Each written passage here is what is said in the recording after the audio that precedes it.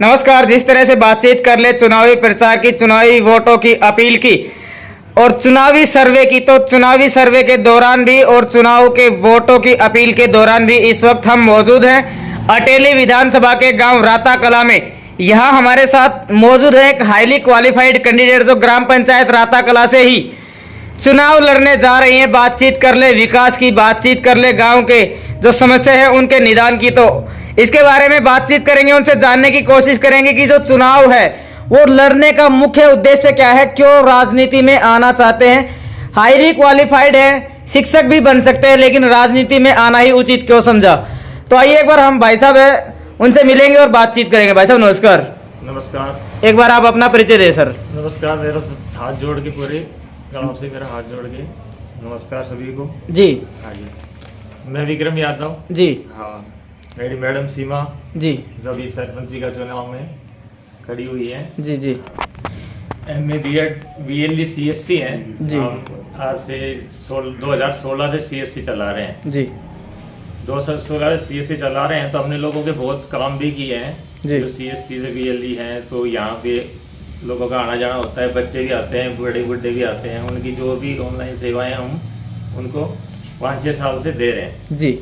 अभी सरपंची का इलेक्शन है, तो मैडम पढ़ी लिखी है, तो हमने विचार बनाया कि हमने लोगों के काम भी किए हैं और आगे भी हम वो काम कर सकते हैं उनका, इसलिए हमने चुनाव में आने का।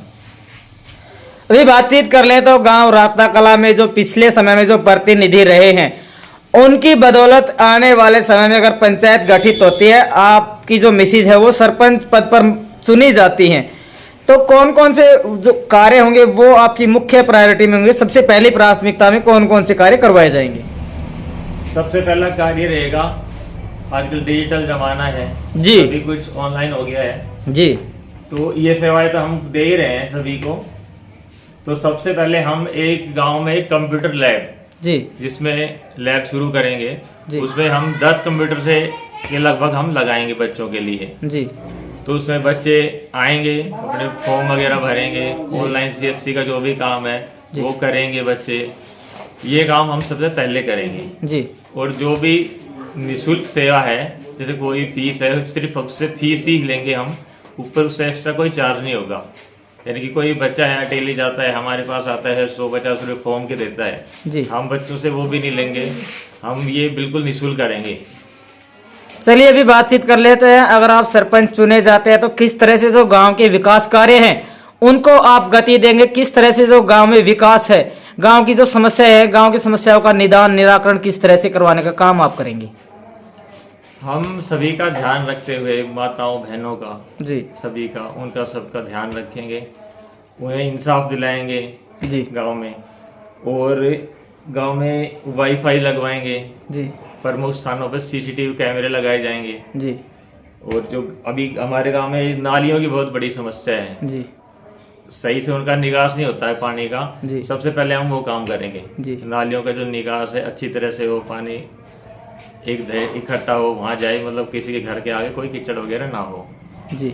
फिर उसके बाद हमारे गांव में हम RO प्लांट का काम करेंगे।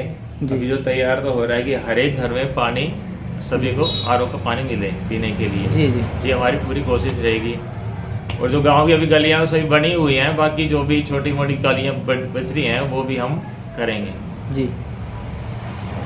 और तो अभी और जो हमारा CS स्कूल है जी। इसमें अभी है, इसमें खाली आर्ट है, ना ही कॉमर्स साइंस का कुछ भी नहीं है। जी। तो हम यहाँ पे बच्चों से रिक्वेस्ट करेंगे यहाँ के बच्चों को भेजो, यहाँ से जहाँ साइंस की कॉमर्स की क्लास शुरू हो, उसके स्कूल का भी हम थोड़ा सा ठीक करेंगे।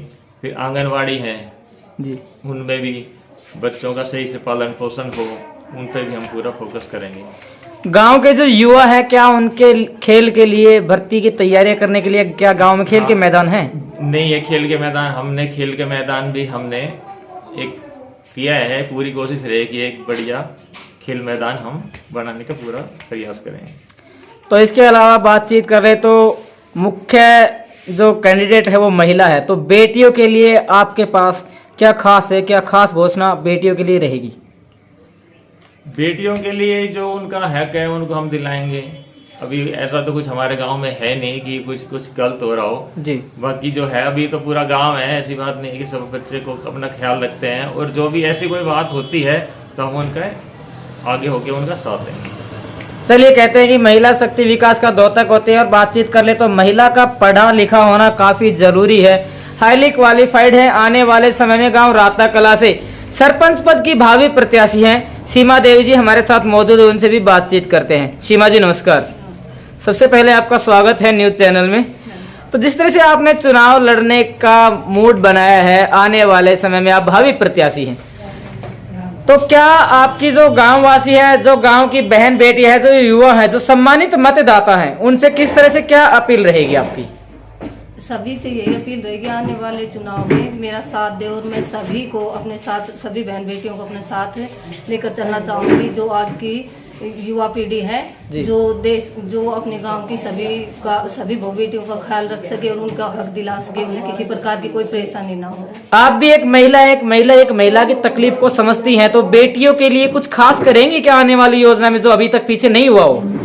हाँ, बेटियों के लिए ऐसा खास रहेगा कि वो जो पढ़ाई के लिए जो रोक दी जाती 10वीं या 12वीं के बाद, उसे आगे नहीं पढ़ाया जाता किसी कारण से बाहर जाने के लिए, तो इसके लिए महिलाओं को जागरूक करेंगे कि वो बेटियों को ज़्यादा से ज़्यादा पढ़ाएं और उसके बेटियों के बारे में जो गलत धारणा है उसको खत्म करें। तो लगता है अगर आप सरपंच चुनी जाती हैं तो जो नारी उत्थान है उसका उस पर आपका मुख्य फोकस रहेगा, और बेटियों को उनका हक दिलवाया जाएगा, उनको पढ़ाई लिखाई से वंचित नहीं रहने दिया जाएगा।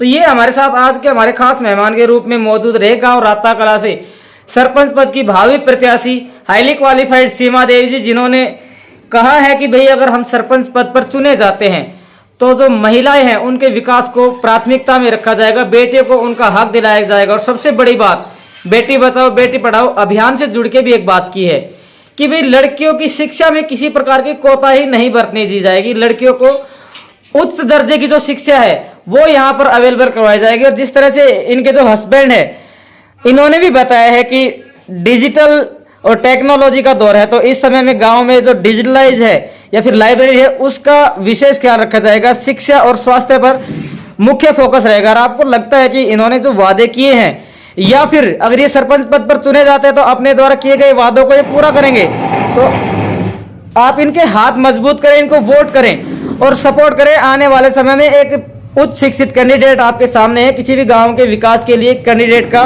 पढ़ा लिखा होना बहुत जरूरी है।